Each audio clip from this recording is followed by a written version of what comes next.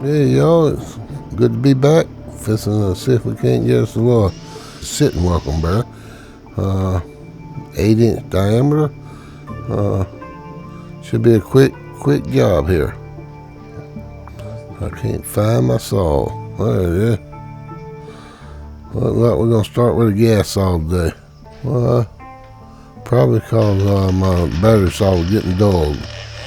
But so you can see we're just starting out by getting ready to plug. We got it done. And there's just a little bit of wood that's comes off the edge of his ears towards the plug that got to come out. And here we are, just giving him a little bit of hair around his face.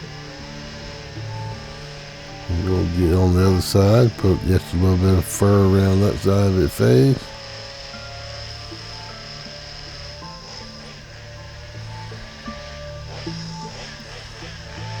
A little bit of work under his paws there.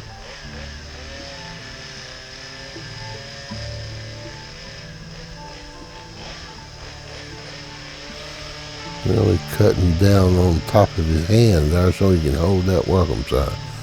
You're kind of making a little trough. So that was it with the saw. I use one of my bigger eye tools, works good for opening the ears up. I just kind of go in there and do his ears with it, pop his nose in, draw his mouth in.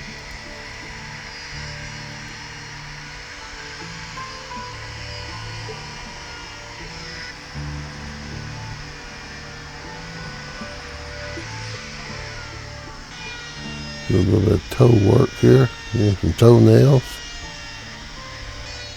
Yeah, this is just a sitting, what we call a sitting welcome bear. He's just sitting there holding the welcome sign.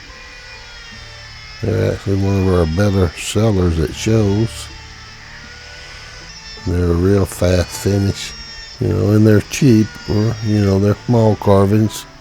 So, we sell a lot of these.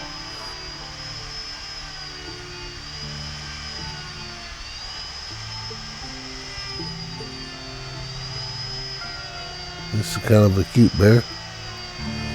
So we just put his toes in. We're going to give him an eyeball, wake him up. And you can see it right away how he just wakes up.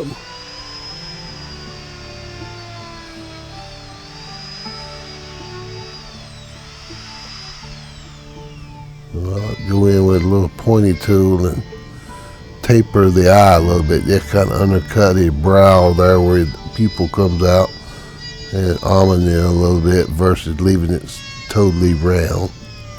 And giving some nose nostril a little bit bigger and deeper.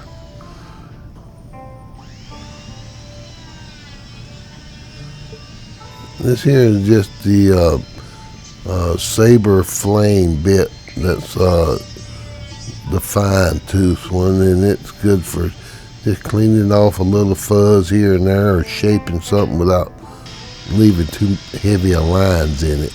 A nylon brush, and flap him out. Well, this is Cinderflex, so we just give him a brush job and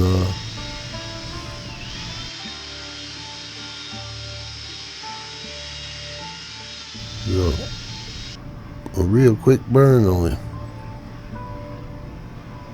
That's okay. That's what you call a flaming bear. Just trying to defuzz him and give him a light color. Like I say, we're going to be staining all these, so, but basically we're doing more of a defuzzing than we are trying to paint with the fire.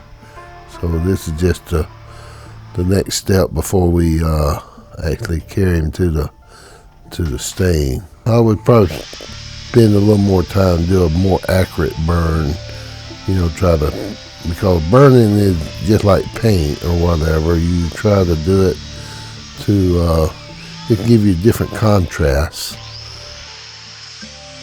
Here we are, you got your welcome sign. We're going to clean it up, and throw it in his paws, and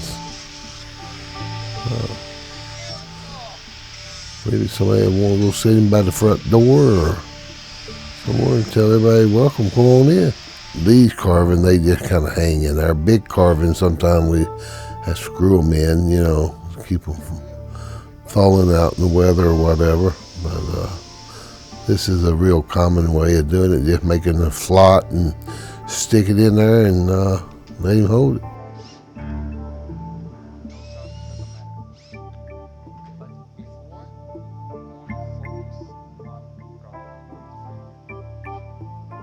I thought we'd kind of go over the stuff that we use basically on coloring our carvings here. Our main things, I got some dyes here that I made by Mixall that you can mix with just about anything. I use basically water for the 90% of it. Mix, you know, the dye with water. It's real easy to keep clean in my airbrush. But what I probably use even more than the colors is Minwax stain. I like golden oak, is probably my favorite light color. And then I use conventional and black walnut for my dark colors. Minwax makes hundreds of different colors.